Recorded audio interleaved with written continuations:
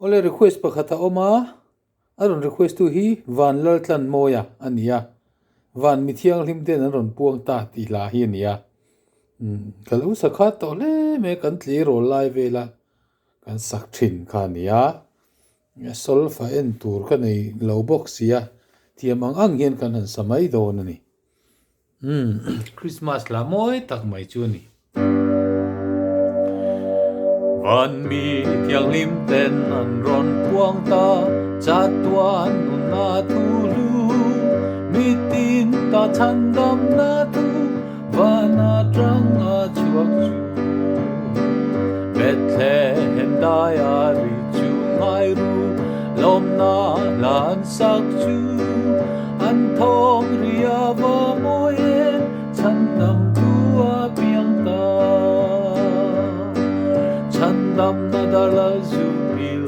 ri o chu chan dam na dala zu bil ri o chu chan dam na dala zu bil li tu na lo thleng ta nam tin chi tin ren tim atang sual boy ami te nun na e ngai o to ang Pathian ru Krista alang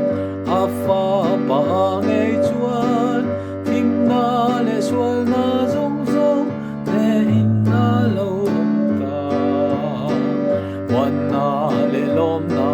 lo thleng nge khovel mi zong zong tan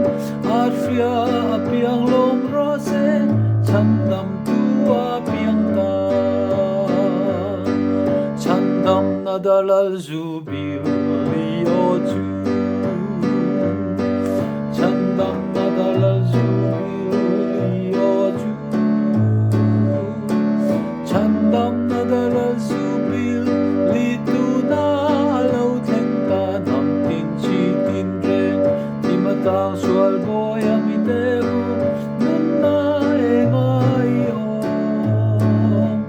to ang